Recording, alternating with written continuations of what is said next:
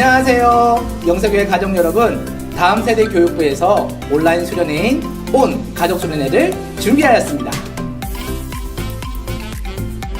코로나19로 인하여서 예배도 제대로 드리지 못했고 1년에 딱 한 번 있는 수련회와 성경학교도 하지 못해서 많이 아쉬우셨죠? 그러나 여러분 걱정하지 마세요. 이번 다음 세대 교육부에서 준비한 온가족 수련회를 통해 그 아쉬움은 말끔히 날려버리실 거예요.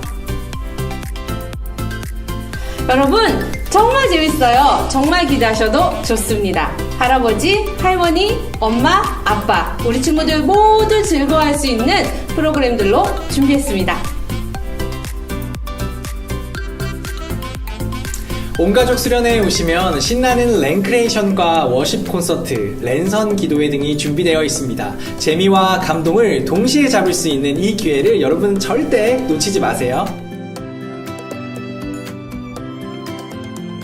선물이 빠지면 섭섭하겠죠? 온 국민 최애 간식 치킨과 피자, 우리 친구들이 좋아하는 아이스크림 세트와 햄버거, 편의점을 털어버릴 수 있을 정도의 편의점 상품권, 마지막으로 엄마 아빠의 데이트를 응원하는 스벅 상품권까지 다양하게 준비되어 있어요. 다음 세대 교육자분들이 소개해주신 온 가족 수련회 이모저모 잘 들으셨죠? 여러분 기대되시죠? 여러분 참여하고 싶으시죠?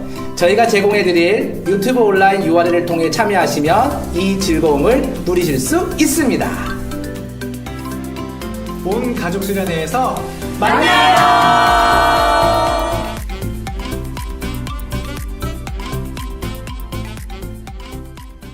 지금부터 9월 27일 중등부 예배를 하나님께 올려드리겠습니다. 다 함께 우리의 진실과 전심으로 우리의 신앙을 하나님 앞에서 고백합시다. 나는 전능하신 아버지 하나님, 천지의 창조주를 믿습니다. 나는 그의 유일하신 아들, 우리 주 예수 그리스도를 믿습니다. 그는 성령으로 잉태되어 동정녀 마리아에게서 나시고 본디오 빌라도에게 고난을 받아 십자가에 못 박혀 죽으시고 장사된 지 사흘 만에 죽은 자 가운데서 다시 살아나셨으며 하늘에 오르시어 전능하신 아버지 하나님 우편에 앉아 계시다가 거기로부터 살아있는 자와 죽은 자를 심판하러 오십니다.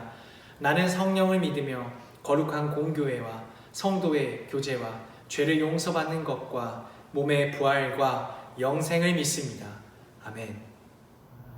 중등부 친구들 안녕하세요.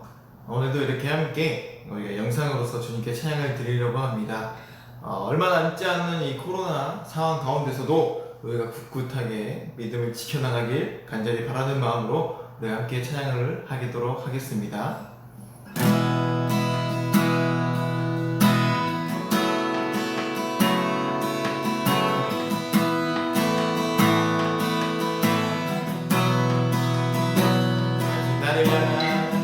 나를 향한 주의 사랑 산과 바다에 넘치니 내 마음 열 때 주님 나에게 단 자유를 주네 늘 일 속에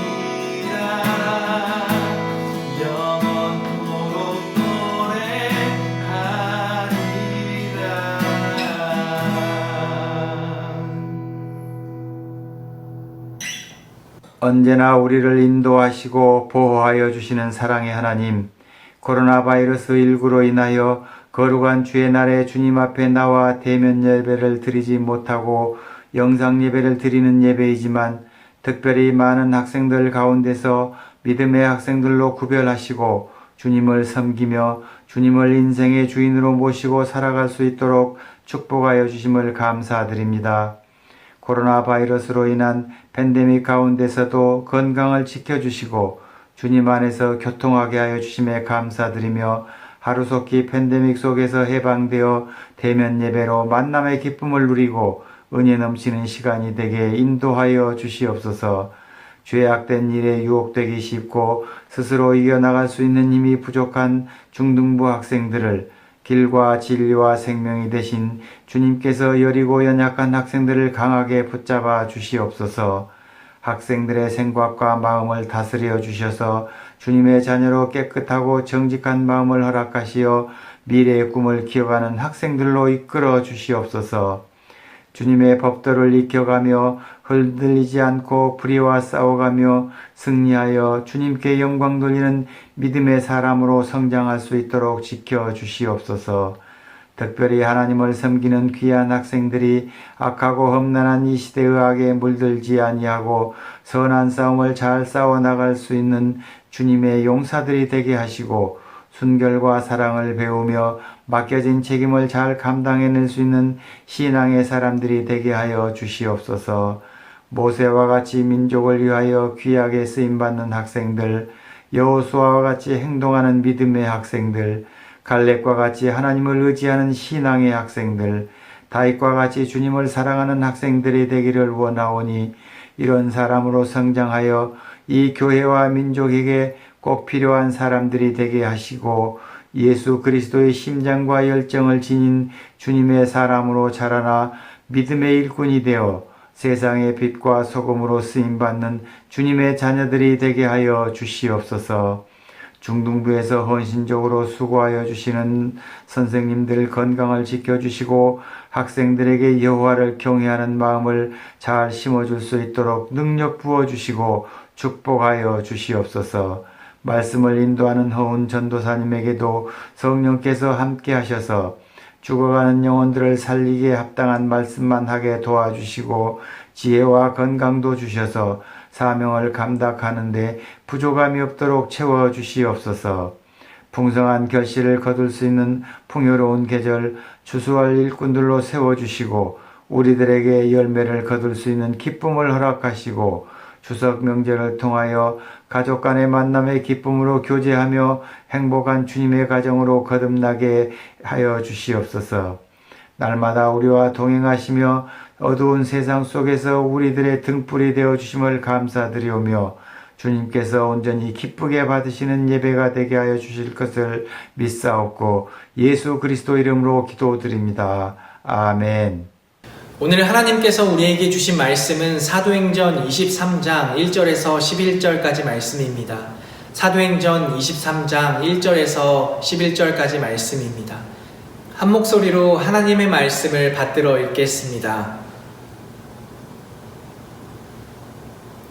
바울이 공회를 주목하여 이르되 여러분 형제들아 오늘까지 나는 범사의 양심을 따라 하나님을 섬겼노라 하거늘 대제사장 아나니아가 바울 곁에 서 있는 사람들에게 그 입을 치라 명하니 바울이 이르되 회칠한 담이여 하나님이 너를 치시리로다. 네가 나를 율법대로 심판한다고 앉아서 율법을 어기고 나를 치라 하느냐 하니 곁에 선 사람들이 말하되 하나님의 대제사장을 네가 욕하느냐. 바울이 이르되 형제들아 나는 그가 대제사장인 줄 알지 못하였노라. 기록하였으되 너의 백성의 관리를 비방하지 말라 하였느니라 하더라. 바울이 그중 일부는 사두개인이요 다른 일부는 바리새인인 줄 알고 공회에서 외쳐 이르되 여러분 형제들아 나는 바리새인이요 또 바리새인의 아들이라. 죽은 자의 소망 곧 부활로 말미암아 내가 신문을 받노라. 그 말을 한즉 바리새인과 사두개인 사이에 다툼이 생겨 무리가 나누어지니 이는 사두개인은 부활도 없고 천사도 없고 영도 없다 하고 바리새인은 다 있다 함이라. 크게 떠들세 바리새인 편에서 몇 서기관이 일어나 다투어 이르되 우리가 이 사람을 보니 우리가 이 사람을 보니 악한 것이 없도다. 혹 영이나 혹 천사가 그에게 말하였으면 어찌하겠느냐 하여 큰 분쟁이 생기니 천부장은 바울이 그들에게 찢겨질까 하여 군인을 명하여 내려가 무리 가운데서 빼앗아 가지고 영내로 들어가라 하니라. 그날 밤에 주께서 바울 곁에 서서 이르시되 담대하라. 내가 예루살렘에서 나의 일을 증언한 것 같이 로마에서도 증언하여야 하리라 하시니라. 아멘. 삶을 살다 보면 우리가 뜻하지 않은 어려움을 당할 때가 있습니다. 여러분 혹시 억울한 일을 당한 경험이 있으십니까? 내가 잘못하지도 않았지만 오해를 받거나 또는 손해를 본 경험 말입니다. 내가 의도하지 않은 일이 일어날 때, 그리고 그 결과가 좋지 않을 때 우리는 어려움에 빠집니다. 위축되고 두려운 마음이 찾아옵니다. 오늘 우리가 읽은 본문 말씀에서 사도 바울도 이렇게 뜻하지 않은 어려움에 빠지게 되었습니다.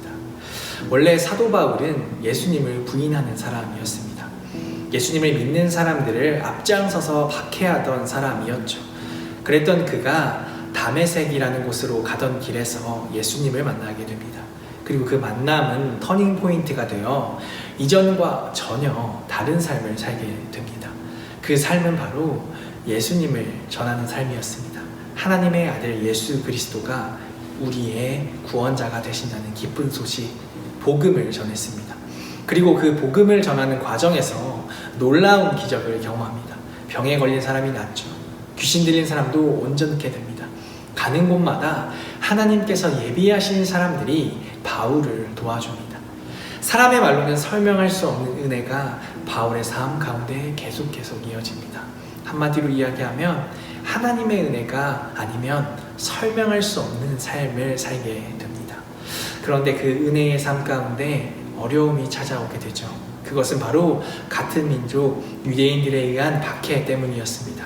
오늘 본문에서 사도 바울은 공회라는 곳에 서 있습니다. 공회는 오늘날로 말하면 유대인들의 국회의 기능과 같은 기능을 합니다. 재판의 기능까지 담당하는 곳이었습니다. 사도 바울이 이 재판장에 선 이유는 바울이 전하는 복음을 유대인들이 인정할 수 없었기 때문입니다. 사도 바울이 전했던 복음은 진리였지만 이 진리 때문에 오히려 어려움을 당하게 되는 것입니다. 사실 이 재판만이 사도 바울에게 유일한 고난이었던 것은 아닙니다. 고린도후서 11장 23절에서 27절에 보면 이렇게 기록되어 있습니다. 감옥에도 더 많이 갇혔으며 셀 수 없을 정도로 매를 많이 맞았고 죽을 고비도 여러 번 넘겼습니다. 또 유대인에게 39대 맞는 태형을 5번이나 당하였습니다. 몽둥이로 3차례 맞고 돌에 맞은 적도 1번 있었습니다. 배가 난파된 적도 3번 있었으며 밤낮을 망망대해에서 표류한 적도 있었습니다.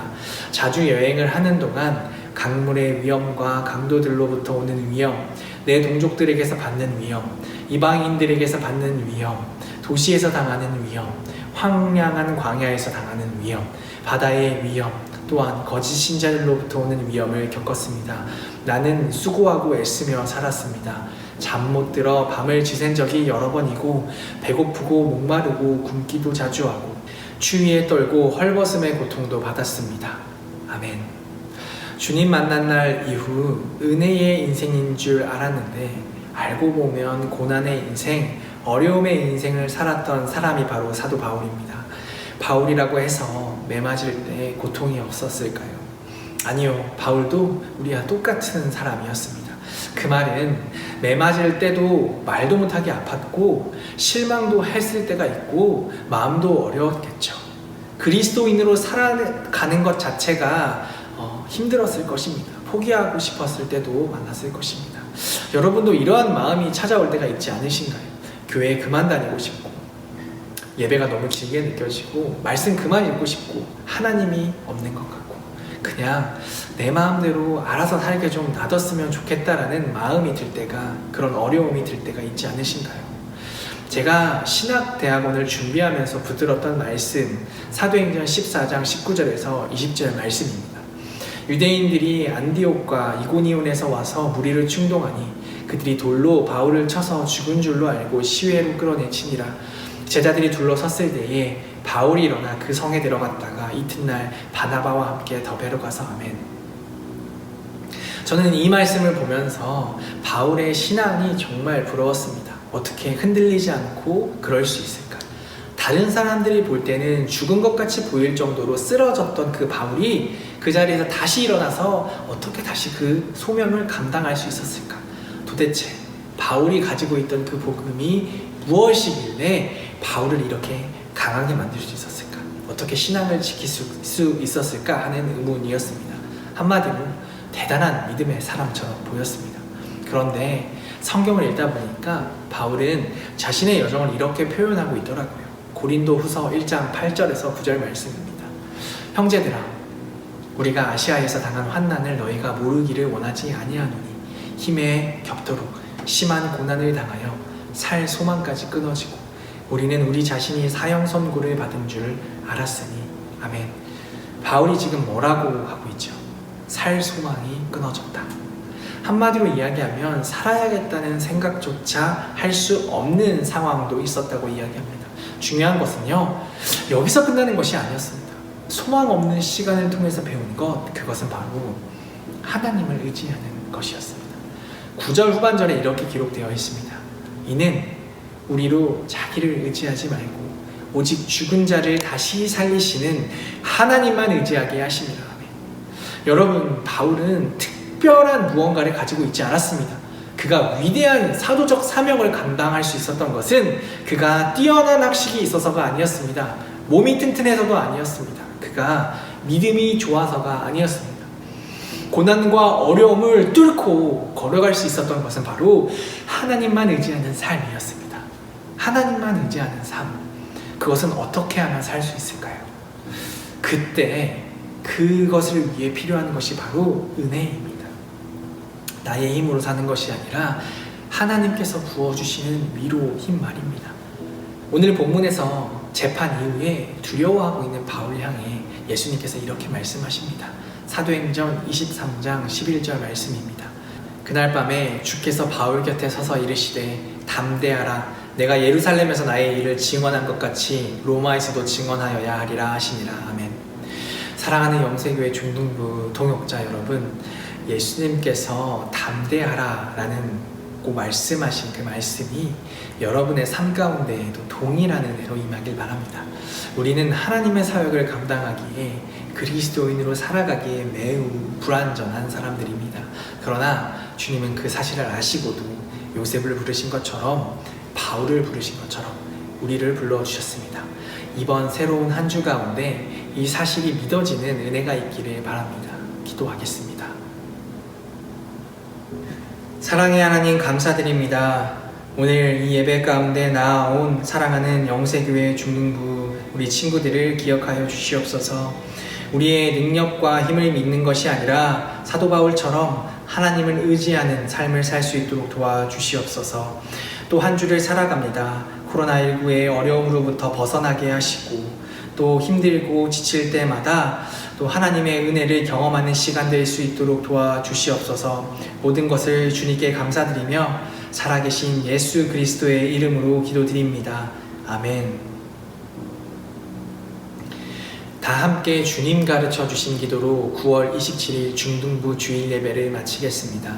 하늘에 계신 우리 아버지, 아버지의 이름을 거룩하게 하시며 아버지의 나라가 오게 하시며 아버지의 뜻이 하늘에서와 같이 땅에서도 이루어지게 하소서. 오늘 우리에게 일용할 양식을 주시고 우리가 우리에게 잘못한 사람을 용서하여 준 것 같이 우리 죄를 용서하여 주시고 우리를 시험에 빠지지 않게 하시고 악에서 구하소서. 나라와 권능과 영광이 영원히 아버지의 것입니다. 아멘.